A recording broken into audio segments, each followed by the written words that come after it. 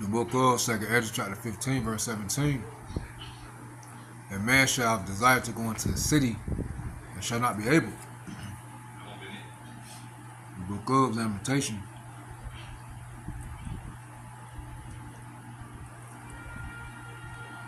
chapter 4 verse 17. As for us, our eyes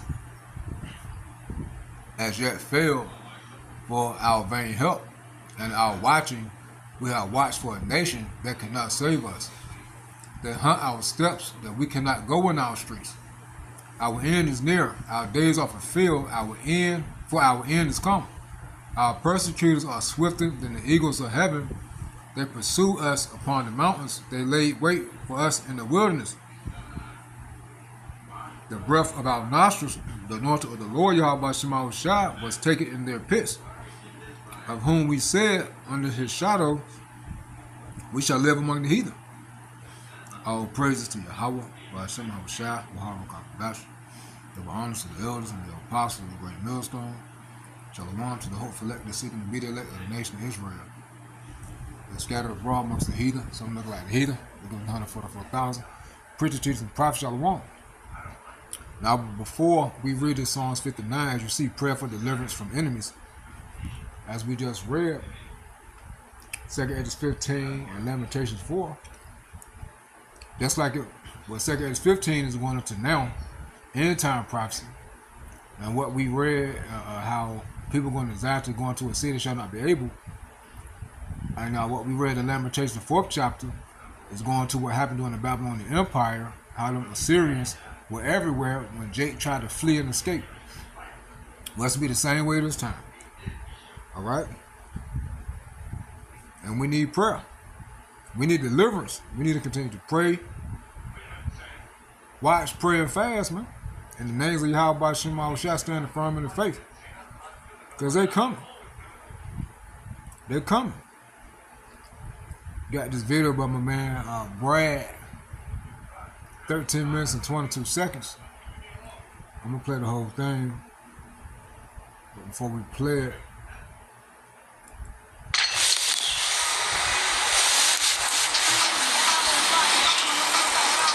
we're there. I'm going to tell you the title of the video. It says breaking. I just got pulled over because of the flock cameras. Am I in trouble with this? This 1 hour ago. And it's going to show you how Esau is trying to be like the Most High, man. Portraying himself as if he's the Heavenly Father, man.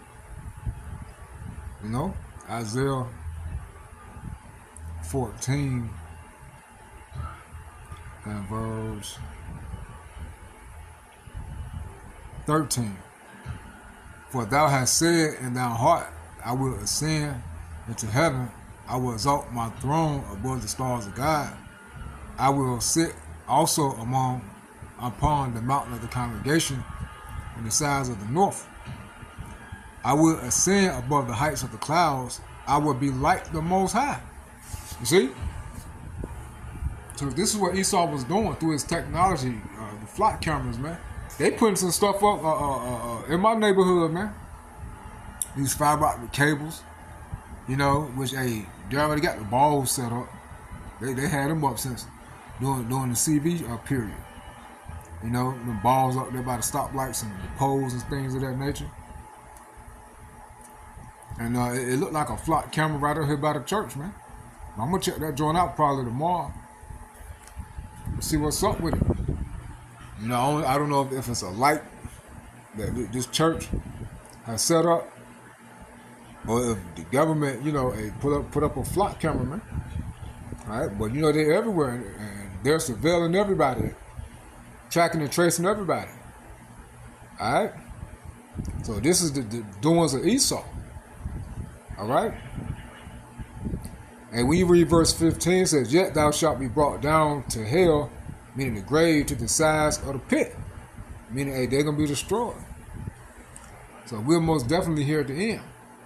All right, let's read this Psalms 59. Then we'll play the video by my man Brad. I'm gonna read it in the NLT.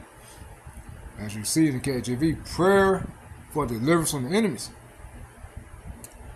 This is in the NLT. Rescue me from my enemies, O God. Yahweh, protect me from those who have come to destroy me. And this is what they're coming to do, coming to destroy. All right? Revelation 13:15 on down. Revelation 12 and 12 on down. 2nd Esdras 16:68 on down. You know, Revelation 6, I believe the 8th, the 9th verse, them persecuting the Israelites. You see? But Esau's technology is to persecute everybody who's against him. And this is what we need prayer from. And I love this chapter because it goes to how Yahweh Shema Shah is going to deliver the elect of Israel. By any means necessary. Spiritual power, spiritual intervention. You see? Psalms 59 and 1, rescue me in the NLT. Rescue me from the enemies, from my enemies. Oh God, Yahweh, protect me from those who have come to destroy me. Rescue me from these criminals. Save me from these murderers. They have set an ambush for me. Fierce enemies are out there waiting, Lord, Yahweh Shema Shah. Though I have not sinned or offended them, I have done nothing wrong, yet they prepare to attack me. Wake up, see what is happening, and help me. And this is a prayer, man. It's our King David praying, begging, supplication. And we're to do the same thing. O Lord God, Yahweh Shema Shah of heaven's armies, the God of Israel, wake up and punish those hostile nations. Show no mercy to wicked traitors. You see? They come out at night, snarling like vicious dogs as they prowl the streets. Listen to the filth that comes from their mouths. Their words cut like swords after all. Who can hear us? They snare. You see? So, hey, they're going to be hunting us like dogs, man. The cameras, the troops, the technology. Pulling us over, stopping frisk. Those who they can eye and see. A lot of people going to be moving, man. Like out and about, ducking and diving, hiding and sliding. It says, but Lord Yahweh Shema Shah, you laugh at them. You scoff at all the hostile nations.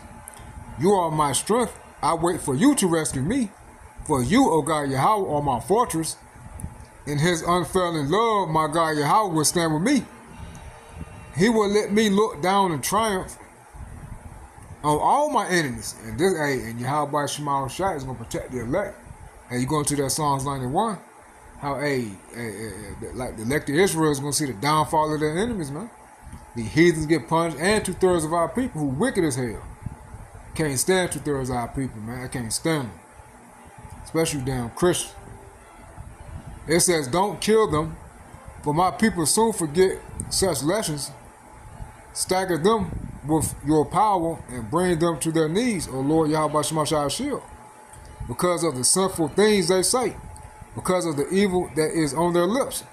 Let them be captured by their pride, their curses, and their lies. Destroy them in your anger. Wipe them out completely. So King David said, hey, don't kill them so quick. Please, punish them first. You see? Oh man, you can't say that against people, man. Well, we reading it. King David wishes torture upon them, man. And we're to do the same. Destroy them in your anger, wipe them out completely. Then the whole world will know that God Yahweh reigns in Israel. It says, my enemies come out at night, snarling like vicious dogs as they prowl the streets. They scavenge for food, but go to sleep unsatisfied. So in other words, Esau is like a hunting dog who's never satisfied till they find what they're searching for. But as for me, I will sing about your power. Each morning I will sing with joy about your unfailing love. For you have been my refuge, a place of safety when I am in distress.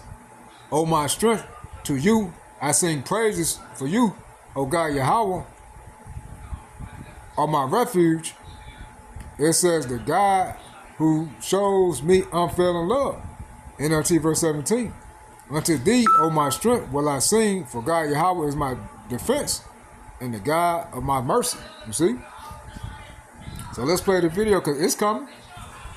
All the signs are here, things are steady coming out. Things are adding up. And hey, we're going to witness it, man.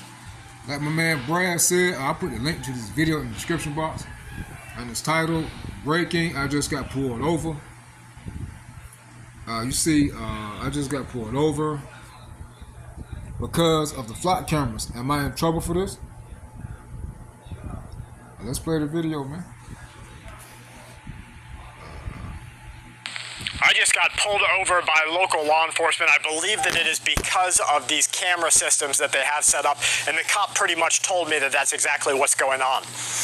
Do you remember a couple of years ago, there was a suspicion that NATO, the North American Alliance, had team members inside of the United States of America. You might remember them calling them the Blue Hats or Blue Helmets. They were all across the USA at national security interest sites.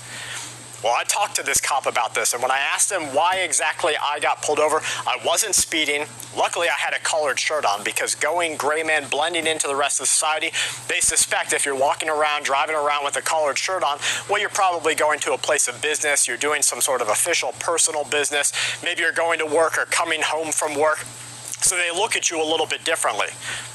Now, luckily, I live in the South, so bald head, mustache on my face, a little bit older of a man, a little salt and pepper in the beard. They give you a little bit less of a hard time than maybe if I looked a little bit differently. But he asked me where I was going to. I asked him why I got pulled over.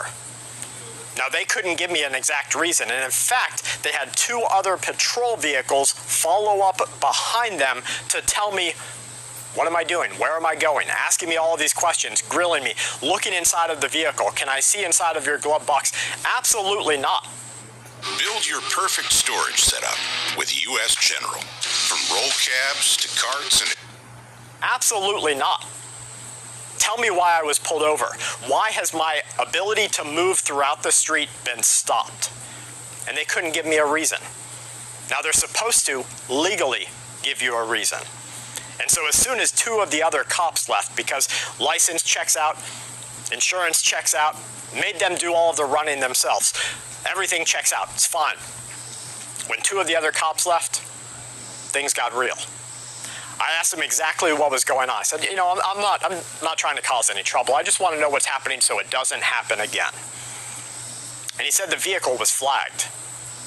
I drilled him a little bit more. Well, why was the vehicle flagged? Where was it flagged from? Do you have any sort of serial number of the system that was used to flag the vehicle? He said, you know what, it was just mistaken identity. We thought your vehicle was a different one. And so I believe what happened here and what the police officer insinuated was that my vehicle was targeted because its shape, maybe its occupants, so me, driving it, single, white male, driving a vehicle of this shape, color, in the area, it was flagged by one of these systems for a local law enforcement officer to go and check out. And I asked him how he felt about that, wasting his time. He said, it's just a job. I'm here for the hourly. And so we're watching a system begin to be developed and utilized that goes against the constitutional rights of the American tax-paying citizen. He doesn't like it. But what he told me after that chilled me to my bones. We started talking about the integration of the United States, city, states, law enforcement, national security, information center integration. He's not happy. And he believes that something much more sinister is happening. And I want to bring this information to you that you're probably not getting anywhere else with firsthand knowledge.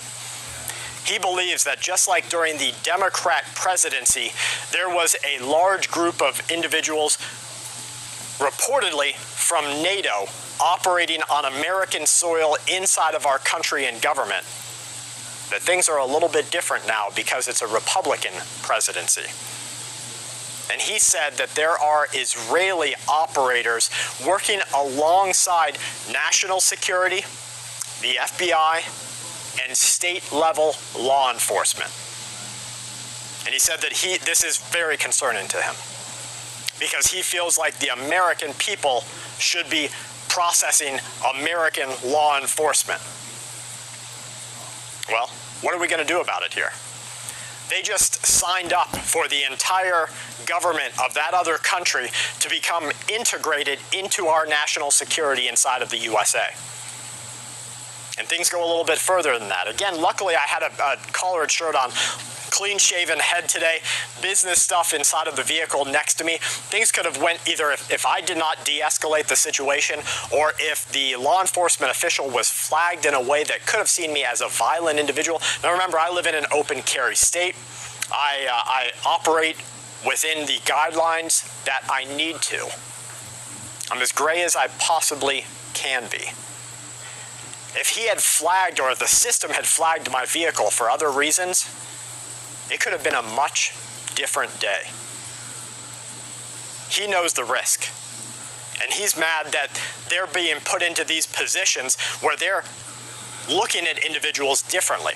It's causing a biased judgment based on an algorithmically driven capture of information that you should never be given inside of our country as tax-paying free citizens. If it's true that we have the operators from this other country, a Middle Eastern country, that are here inside of our law enforcement, here inside of our Federal Bureau of Investigation, maybe even inside of our military, the next stage is not okay, and it's not pretty. And it sort of lines up with everything else that we're seeing in the way that these centers that are being built and determined to be national security interests across our country, that's not your national security interest. Something much bigger is happening. And you know, my brother suggested that it's a possibility that these corporations driving this machine always wanted to be taken over by the government. Always wanted to, because that places them in a position of unique power, able to control everyone and everything. I was born before 2000. I remember a day without a cell phone.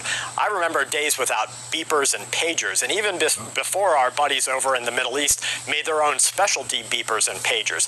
I was born before that time, and I remember a different way of life.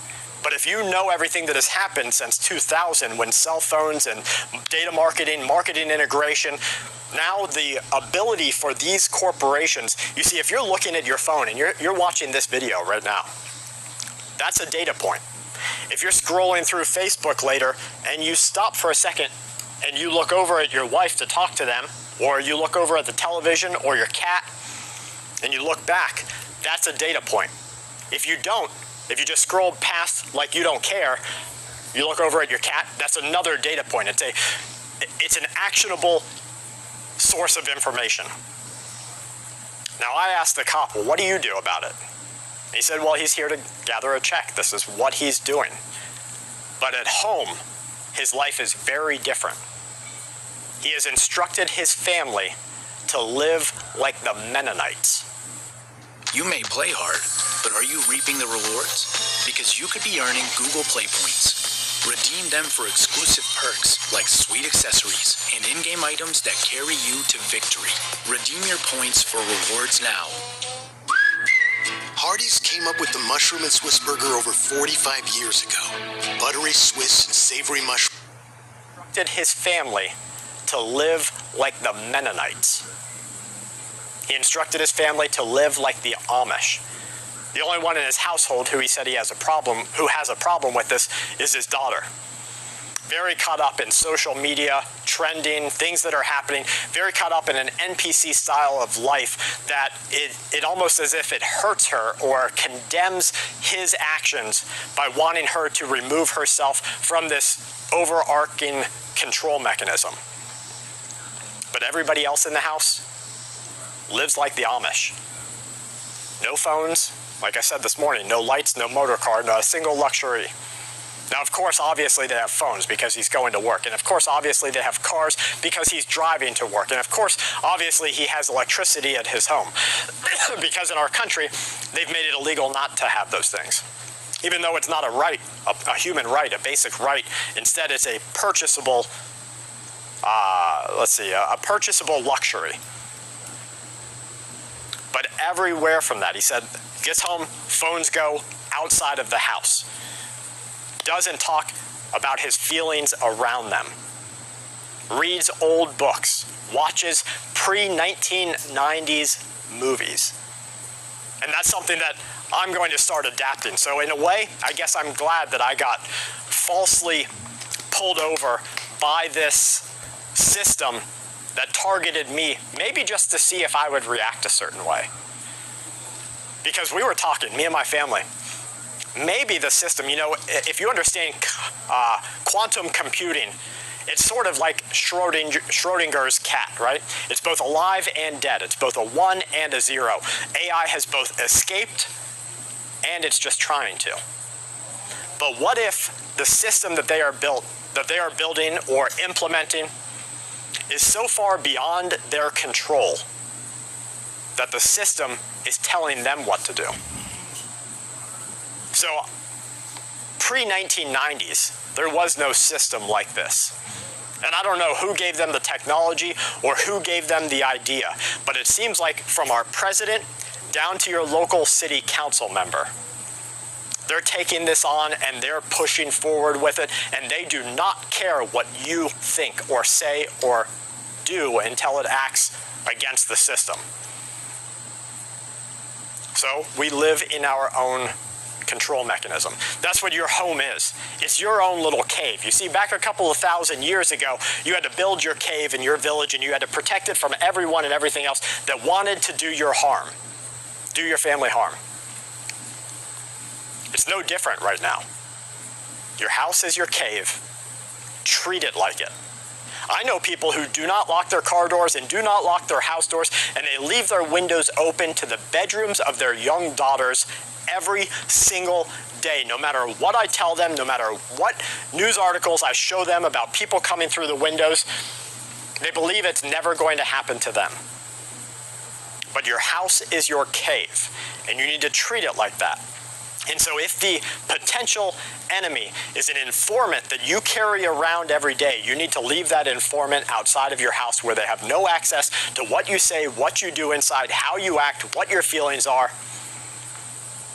It is not so easy as just having a gray phone where you only blend your, you only look at certain videos or social media on that phone.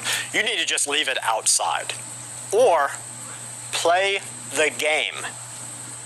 The cop seems to believe that it's a game, right? It's cat and mouse. It's who can bob and weave without getting caught. And so I think I'm going to blend that bobbing and weaving. It's been a couple of years, and I've told you guys here, you need to be on social media telling them you're interested in things that you have no interest in. Football, I don't care about football because I don't want to see some punk A gang banging wannabe make $100. I don't know. How much do they make? Last I knew it was like $10 million. Maybe it's $50 million. I don't know. But I don't want to watch this guy be glorified because the rest of the world wants to. Now, if you pick up a football and you say, Brad, run, I want to run and I want to play with you. Don't get me wrong. I want to play games. You throw a soccer ball at me, I'm going to do my best to dribble it around and give it a kick to you. You want to play a video game? I want to play it with you. But I don't want to give in to their system. But on social media, boy, I sure love me some football.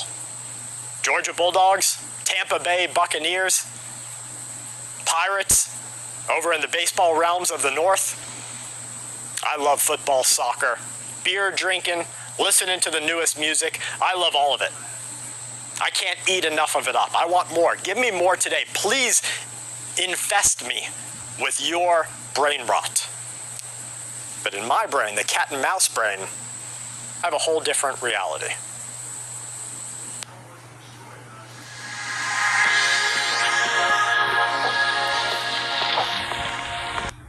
So there you have it. Hey, that's how it's gonna be, man. exactly how it's gonna be. Alright? It's gonna be hectic out here.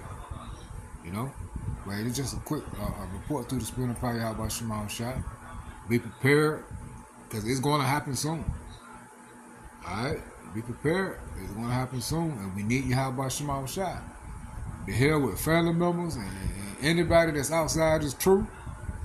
When things get bad and they see these things starting to happen, and they're going to see and understand that Yahweh Shema Shah sent their service to prophets. They can see that the Heavenly Father, Yahweh's only got the Son, Yahweh Shah, are the God of gods, the Lord of lords, the King of kings, and Lord of lords. And they're going to be coming to the elect of Israel for aid and comfort. Everything will be cool and smooth then. But hey, it's going to be cool and smooth for the elect, but it ain't going to be cool and smooth for these 2/3. These niggas got to go, man. They're going to be terrified. They're going to be trying to seek some answers, man. They're going to seek comfort. While them sit back relying on damn JC and Christianity, and their foundation going to crumble. They ain't going to know what to do. Because they ain't supposed to be here, according to their false doctrine, their rapture. Stay prayed for the names of Yahweh Shema. Shalom.